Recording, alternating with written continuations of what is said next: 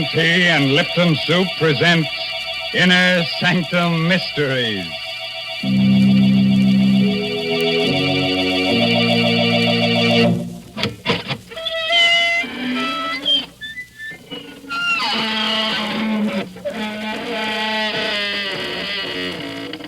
Good evening, friends of the Inner Sanctum.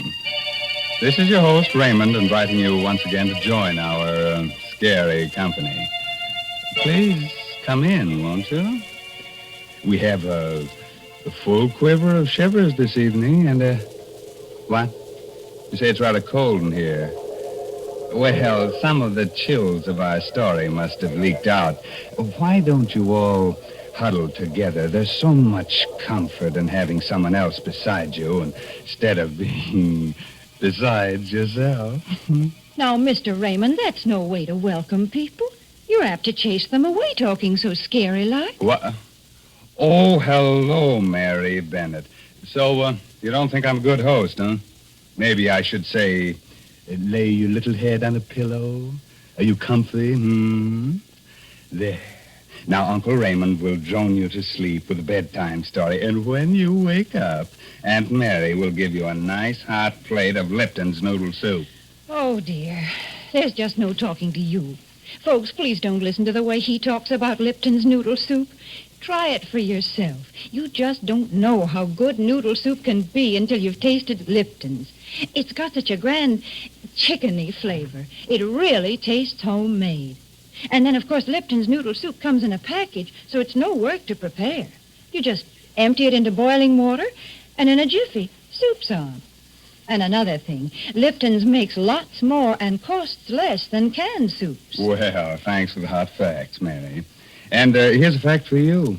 Did you know that more than 2/3 of the Earth's entire surface is unknown? The salty wastes of the sea? Only a short distance under the surface, death lurks in 100 different shapes. And that's where we're going to take you tonight in Robert Newman's strange story of Death in the Depths.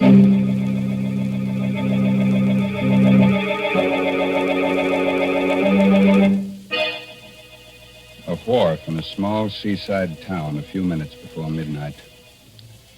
Moored to the dock, just barely visible through the thick fog, is a stubby, broad-beamed ship. Suddenly, out of the swirling mist, a man and woman appear. He is tall, heavy-set, carries a sea bag over his shoulder. She's slim, attractive. They reach the end of the dock, and he stops, his face haggard. I can't do it, Leila. I just can't. That's all there's to it. Stop arguing and get on board there. I'm telling you I can't, Leila. I can't. Why even think about it? The way the water looks down under. Feel of it pressing against And you. I'm telling you that you're going whether you like it or not. 2 years of living in crummy second-rate rooming houses. That's plenty, see? Too much. You're going back to doing something that really pays off. But, Leila, I told you to shut up. Now stop squawking and let's go aboard. Okay. Hi there, the Gasca Bay. Is Captain Brody around? I'm Brody. Come aboard. Evening, Captain. My name's Farrell. This is my wife. Hello. I understand you're going off on a job and you're looking for divers. Well, yes, I am. We've got a salvage job off the Keys. It's a tough one, 20 fathoms. We only use real deep water men. What did you say your name was again? Farrell. Steve Farrell. You mean Big Steve Farrell? Why don't you say so? Sure, I can use you. Wait right there. I'll go get the paper. Okay, Captain. Well, was that so tough? Leila, for heaven's sakes, don't make me do it. You don't know what you're asking me to do it. It's like sending me... Leila. Did you hear that? 9 bells. What of it? What of it? There's no such thing as 9 bells. It's like a clock striking 13 o'clock. That means death. The only other time I ever heard it was when Curly... Listen, I'm getting sick of this, see?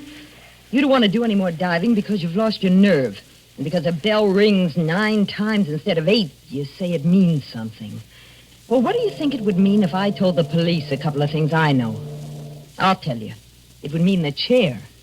Now, how do you like that? Leila, You don't know. You don't know. Take care of yourself, Stevie boy. I'll be seeing you in a couple of weeks. Feeling pretty good, aren't you? I think you're getting just what you want. Well, maybe you are. Because when I sign those papers, I won't be signing on as a diver. I'll be signing my own death certificate.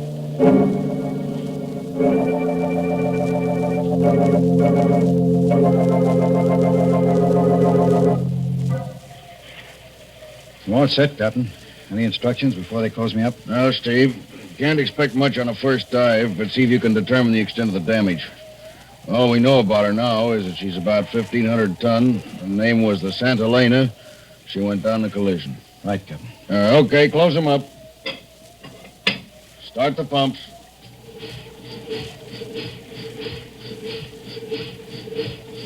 Lower away.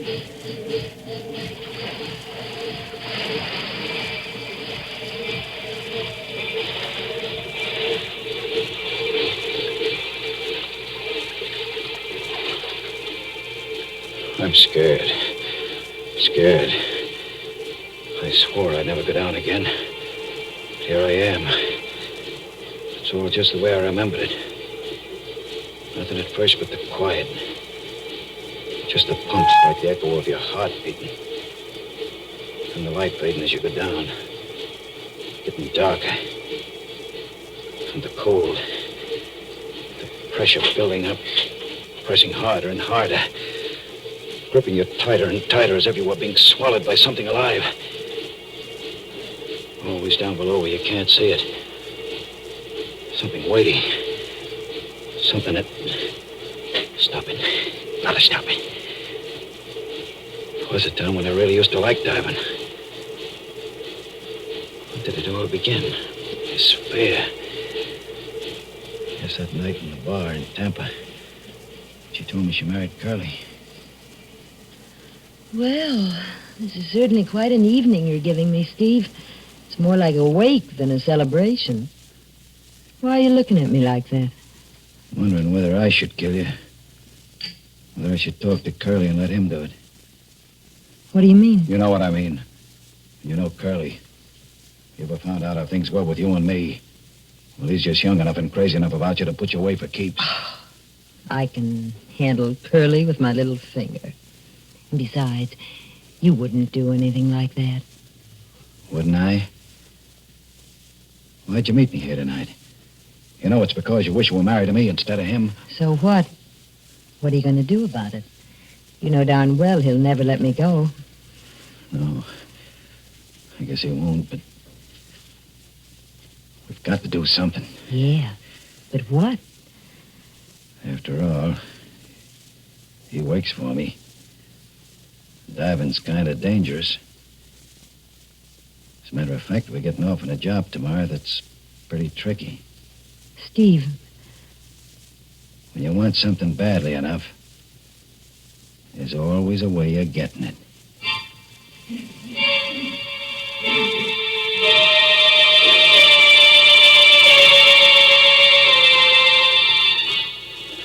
Yeah, that was the beginning. That wasn't when I was afraid for the first time. That came later. 2 days later, out on the reefs. 2 days of being with Curly and talking to him. Knowing all the time what I was going to do. And that last dive, late in the afternoon. Standing on deck with Andy, the pump man, and watching Curly through the clear water. Watching her move across the deck of the Hulk. As cool as she was, and... You going down too, Steve? Yeah, Andy. Maybe we can wind up today and start home tomorrow. You can handle both of us? Sure. Only watch the coral over on the port side there, sharp as a razor. Almost took Curly's boot off this morning. If you get into any trouble, well, I'm all alone up here. I'll watch you. Want to button me up? Yeah, sure.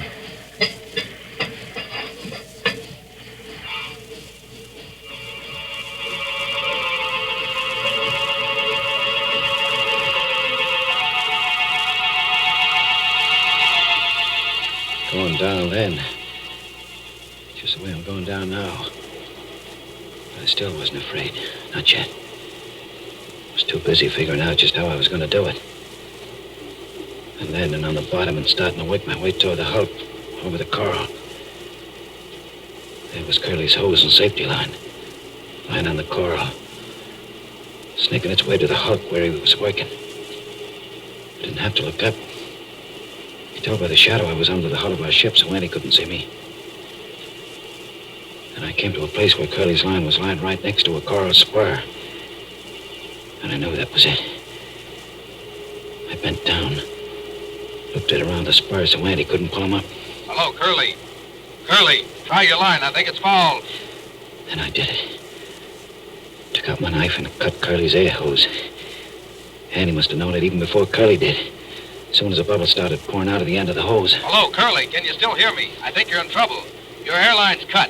Hold it and save whatever air you got. Steve's on the bottom, too. He'll get over to you. Did you hear, Steve? Yeah, I heard. I'm going as fast as I can. Steve, you gotta hurry. Where are you? I just hit the deck, but it's clouded up and I can't see anything.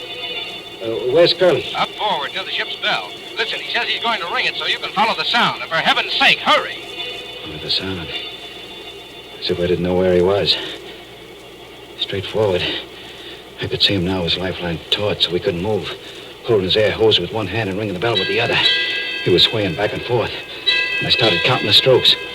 5, 6, 7, 8, 9. Then he slid down onto the deck. The air bubbled out of his helmet, and I knew he was dead. I remember thinking, 9 bells. 1 bell after midnight. And suddenly it came over me that this was something I was never going to be able to forget. Never. But every time I went down, I was going to see him swaying there, hanging on to the bell, waiting for me. Waiting. Waiting.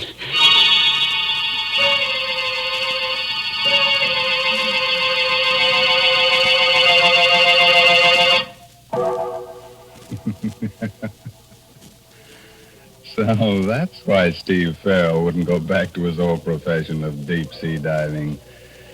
I should think it would lose some of its appeal if you expect to meet a dead man every time you go down. How about that, Mary? Climb aboard and tell us what you think. Well, Mr. Raymond, I certainly wouldn't like to be a deep-sea diver. To be all alone down there in the cold water with fishes and all sorts of things swimming around you. That's not for me. Oh, but just think, Mary, when you come up, you could have a nice hot plate of Lipton's noodle soup. I think you've really got something there. Lipton's noodle soup would sure be welcome at a time like that. It's such a heartwarming dish. It perks you up just looking at it, looking at those tender noodles floating in that golden broth. Why, I'm getting to talk fancy. But really, folks, Lipton's does taste sort of special. It's got a chickeny flavor, and it just tastes homemade, like the old-fashioned noodle soup you used to make yourself. But heavens, I don't want to be interrupting Mr. Raymond's story, so I'll just say, try Lipton's real soon, won't you, folks?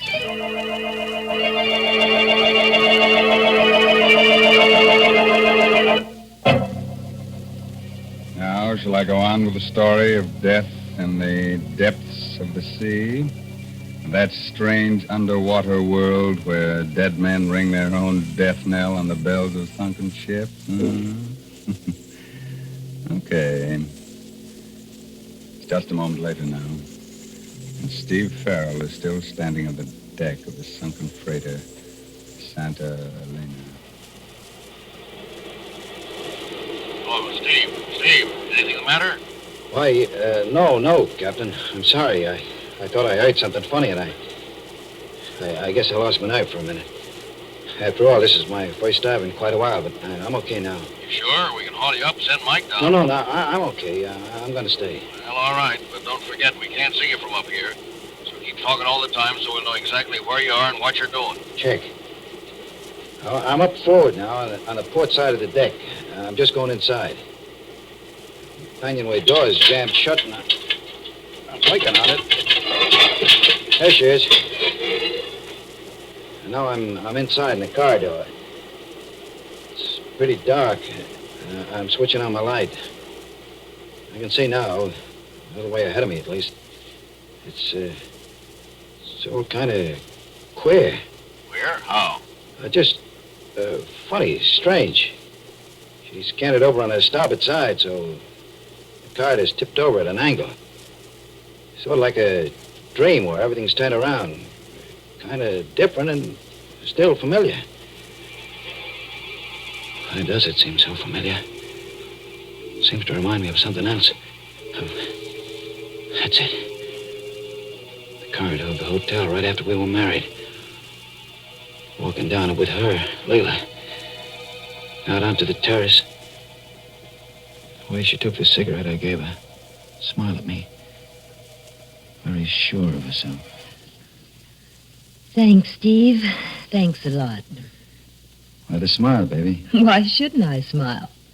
I'm young, healthy, and I'm married to a guy I like. A guy who's going to take real good care of me. I sure am, baby. Not only that, from now on, things are going to be different. Didn't have a chance to tell you before, but I'm through with diving. For keeps. What do you mean? Just that. I sold a boat yesterday and all the equipment. I'm out of that racket for good. You shouldn't have done that, Steve. Not without talking to me about it first. What do you expect to do from now on? Oh, I'm all set on that. I got a job as a second engineer in a freighter, the Arcturus. Well, I guess that'll be all right. For a while, anyway. What do you mean, for a while? You think you're going to tell me what kind of work I should do and what kind I shouldn't do? But of course, Steve. Like I said, I'm your wife. And besides, if I wanted to, I could tell either you or anyone else a lot of other things. Like why you decided to give up diving. What are you talking about? Gave it up because I was sick of it. Is that the reason? Or is it because you're afraid that if you did do any more diving, you might start seeing things? Seeing what? Well, after all, you were right there when Curly had his accident and got drowned. The funny thing is, you were talking about how he might have an accident just before you went off on that trip. I've been thinking I really ought to talk to Andy about it since he was there, too, and find out just how it happened. Andy's not around anymore. He left town right after I paid him off. Oh, I see. Well, remember that the police could probably find him, Steve, if they should ever want to ask him any questions.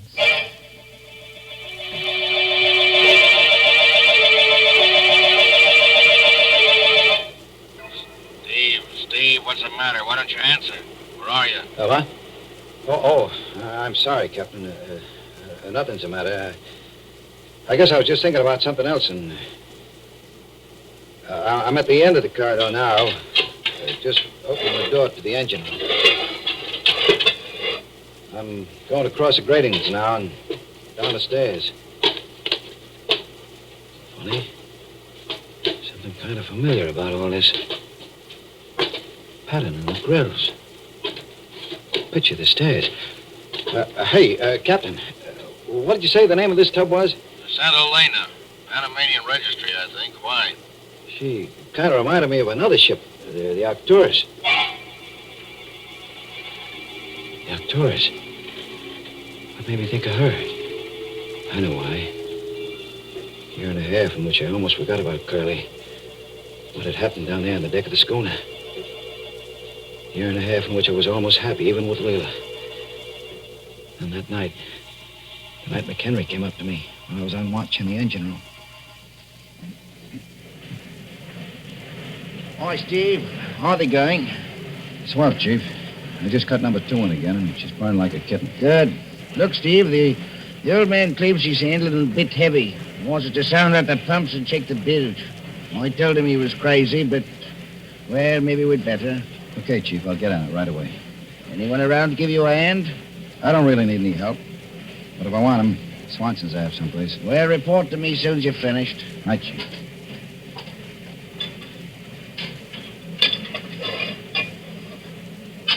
Oh, there you are, Swenson. Hey, where you going? Come back here. Go. Hey, wait. Wait a minute. You're not Swenson. Who are you? I'm nobody, Chief. Stowaway, huh? Hiding down here behind the boiler. Give me a break, will you, Chief? I ain't doing nobody any harm. Well, I'll be. Steve, big Steve Farrell. Andy. Andy Andrews. And I wanted a break. This is terrific, Steve, like money in the bank. What happened to you anyway? Oh, usual thing, run of tough luck. Been out of work for about a year now. Look, Steve, I'm pretty hungry. I ain't had nothing to eat since we left port. I guess I could pick up some stuff from the galley for you. But you'll have to be careful. It'd be the devil to pay if they found out I was hiding you. Good old Steve. I know you wouldn't let an old shipmate down. And, Steve, while we're at it, I could use a little cash, too. Yeah, I figured that. Well, when we get to port, I guess I could let you have 10 or 20. That's not enough. I was figuring on, like, 500 for a starter. 500? Are you nuts? I don't think so, Steve. You see, after Curly had his little accident and you sold the boat and all the equipment, I figured you'd given up diving because you were kind of upset about it. Then I heard you'd married his widow, that Leela dame. I started thinking back. I remembered how Curly's air hose looked after we pulled him up. The place where it was cut wasn't rough, like it had been done by Coral. It was clean, like it had been done with a knife. So that's it. Blackmail. Oh, why do you have to use words like that, Steve? Okay, Andy. It's going to be a little tough to get, but... Wait a minute. What is it? Someone's coming, one of the wipers. We got to find some place for you to hide. I know. Down there in the bilge. Here, climb in. Right down through that But it's almost full of water. There's plenty of room and you'll be safe there. Really safe. Oh, okay, but you better not... Oh, what are you doing? Let go of me! Let go! Help! Help! You'll be safe here, all right. I'll see to that. Stop struggling like that, Andy. It's not going to do you any good. And I'm in too deep already to let you go wandering around with what you know. And weeks before they find you down here in the bilges. Maybe they never will. And if they do, they'll figure you tried to hide down there and got drowned all by yourself.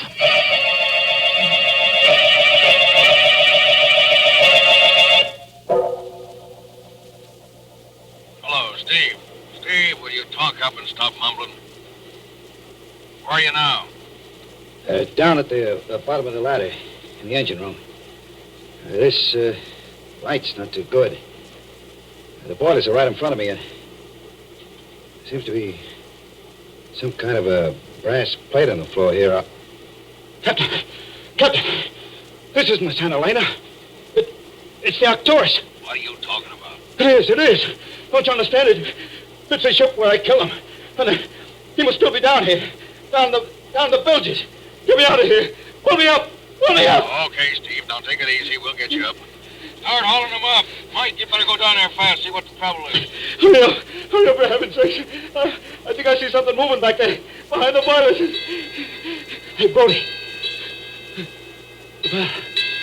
Thing like it did when Curly. That means that he's here, too. The boat's here. Can't you get me out? We're trying, but something's wrong with your line. Seems to be fouled. Now look, Steve. Try to get out yourself. Start working your way back along your line. No good, Steve. You know that, don't you? You're here to stay. Andy. It is you. Sure, Steve. And I got a friend with me. A friend of yours, too. He's standing right next to you. Curly. We waited a long time, Steve. But now you're here with us. And now you're going to know exactly what it was like with both of us. You're going to know what it's like to drown. Steve, why don't you answer? What's the matter? Steve, your lifeline and air hose, I think they're gone. Hey, Curly, now. Let me go. Too late, Steve. This is it. This is the way it was with us. Trying to fight it first, holding your breath. Then, when you can't fight it any longer, letting go. The water rushing into your mouth, nose. You choke at first, try to fight some more. Then everything starts to go black, and you relax. There are lights moving in the darkness, and suddenly you feel very peaceful. and very free, peaceful, and very free.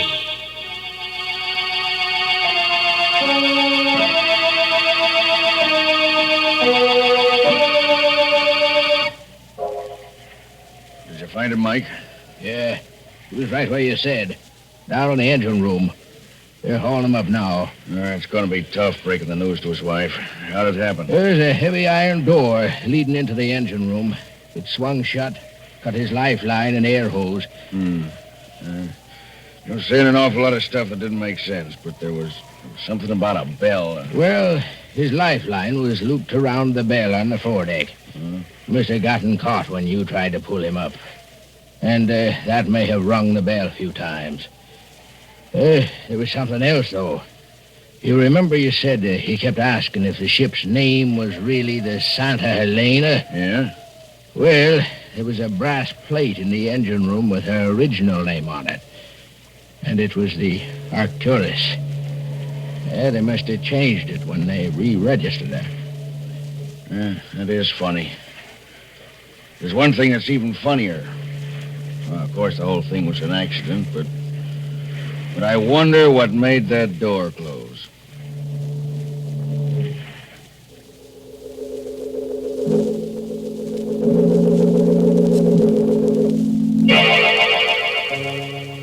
Oh, you do, huh?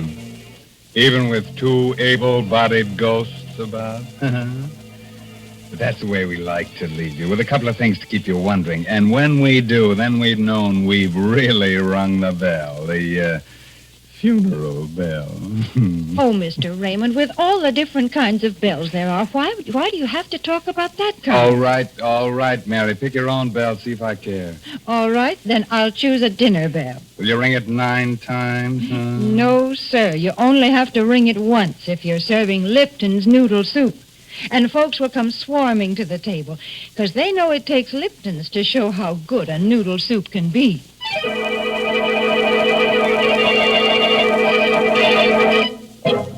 Now, before I close the inner sanctum, here's a word of advice. If you should have nightmares tonight about drowning men and wake up with a start and see a strange figure in your room, a figure with staring eyes and seaweed in its hair, dripping water on the floor, don't be alarmed. Just ask it for its haunting license. Brother. By the way, this month's Inner Sanctum mystery novel is Net of Cobwebs by Elizabeth Sanksay Holding. Now it's time to really close that squeaking door until next week at this same time when Lipton Tea and Lipton Soup present another Inner Sanctum mystery directed by Hyman Brown. So until then, good night. Pleasant dreams.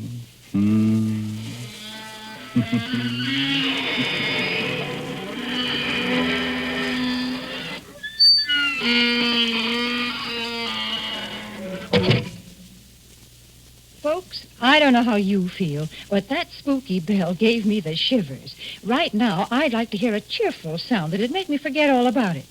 Yes, I'd like to hear a tea kettle singing on the stove. And when that water is at a good rolling boil, let's have a cup of Lipton tea. You know, the tea with the brisk flavor.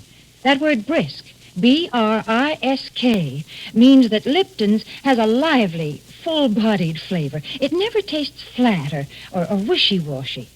So don't forget Lipton tea. And don't forget to tune in next Tuesday night for another Inner Sanctum mystery. This is CBS, the Columbia Broadcasting System.